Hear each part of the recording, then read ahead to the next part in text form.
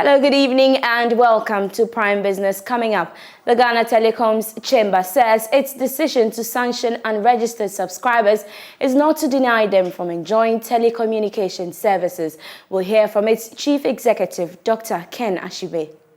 It has to be made that the intention of these punitive measures is not to deny anybody telecommunication service. The real intention is to say that we have a database that needs cleaning up. The Ghana Telecom's Chamber says its decision to sanction unregistered SIM subscribers is not to deny them from enjoying telecommunication services. Chief Executive Dr. Ken Ashibe spoke on Business Live.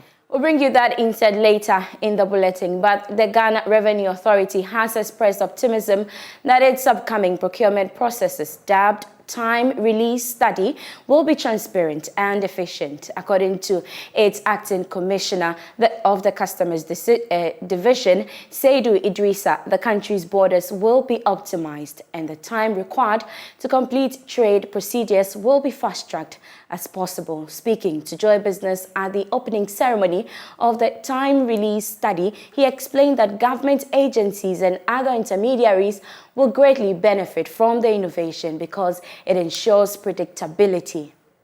Time Release Study is a unique tool and a method to measure the actual performance of border procedures, including customs activities, in a systematic and standardized way by measuring the time taken to release or clear goods. According to Mr. Idrissa, the time study is to scientifically ascertain the average time for the clearing of cargoes at Ghana's ports. Yeah, you know, like we said before, it's not just customs. Customs is dealing with a lot of agencies in the clearance of goods.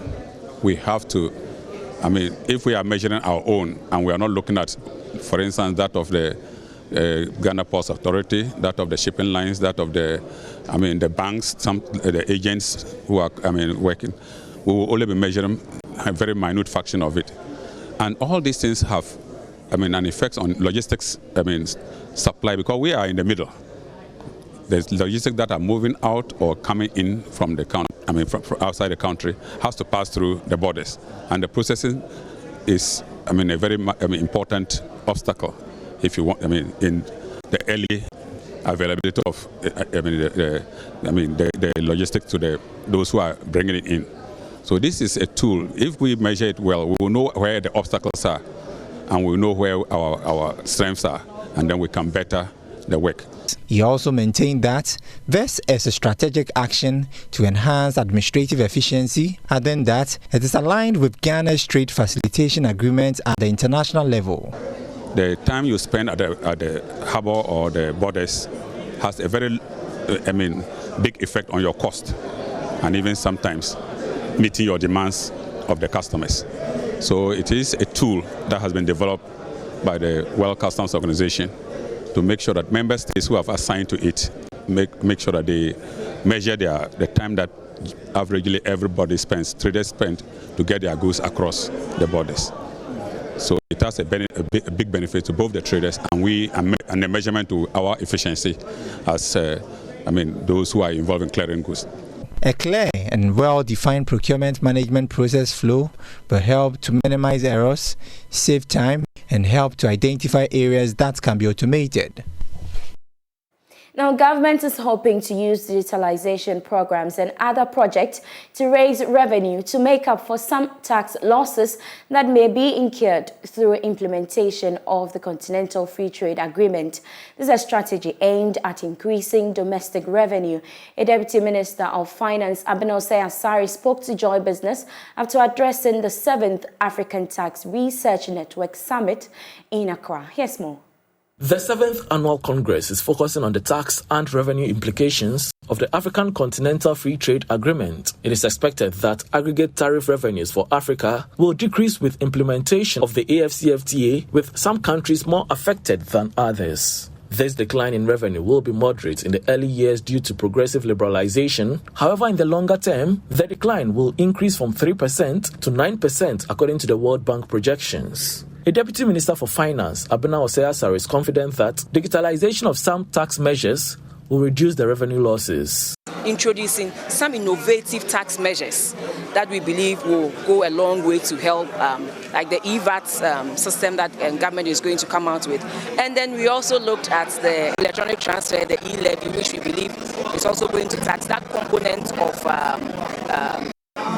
mobile money and then other transfer taxes, other transfer incomes in that region. We will have to do something innovatively to make up for the marginal shortfall in the short term. But in the long term, we all mentioned that it is going to help us to improve incomes.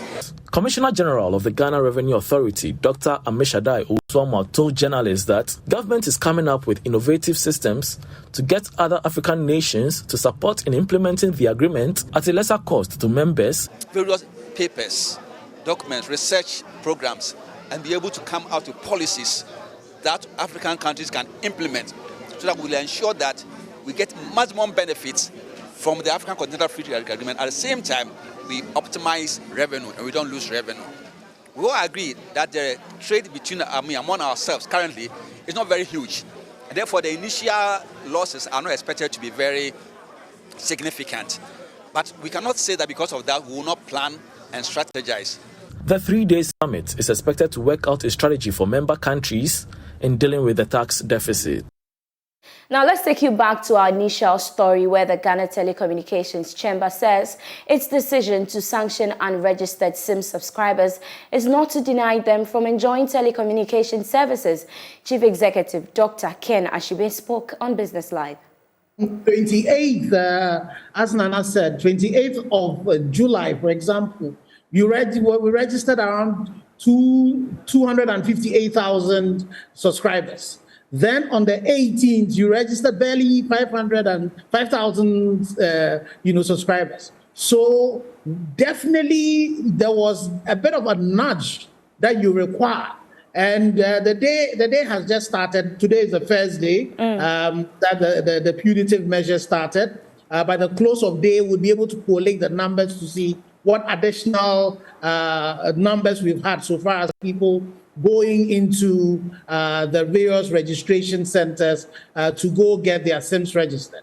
The point has to be made that the intention of this punitive measures is not to deny anybody telecommunication service.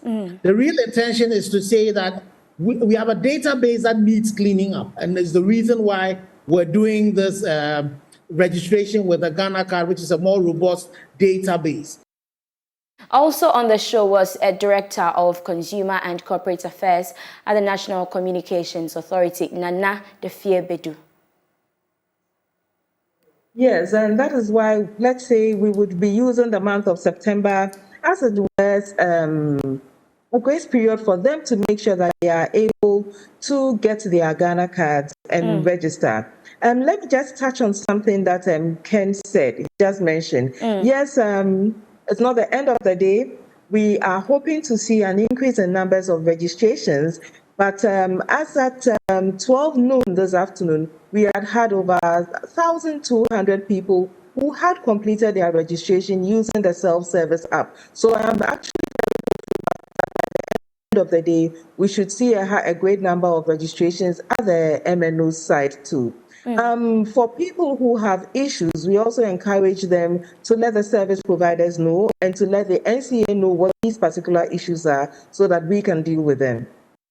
Now, Ghana imports an average of 15 million items of used clothing from Western countries, amounting to nearly $249 million. But to curb the influx, there is a call to increase taxation on imported goods. A policy implementation in this direction would help foster patronage of Ghanaian prints and locally produced wares. Here's a report. Head of Fashion Department at the Kenten Apia Minka University of Skills Training and Entrepreneurial Development is advocating the increase in taxes of imported used clothing. Dr. Daniel Dansu believes reduction in imported clothing will lead to a reduction in cost of locally made attires. He was speaking at the university's annual fashion show initiated by the Department of Fashion Design and Textile Education. People have been importing these second-hand clothes into our country, and those ones are really hampering our industries, our local industry, because people compare the prices and they see the imported ones, those second-hand clothes imported, as being cheaper. So they go in for those ones than to patronize in the made in Ghana quality goods. I think there should be policy to increase the taxes for those importation, for the importation of the second-hand clothes. And I think that one can save the situation. The fashion show and exhibition provided an opportunity for final year students of the department to showcase their artistic creation for sales and aesthetics appreciation. And that's how we end Prime Business here on the Joy News channel with me, Beverly Broohm. For more news, do log on to myjoyonline.com/business.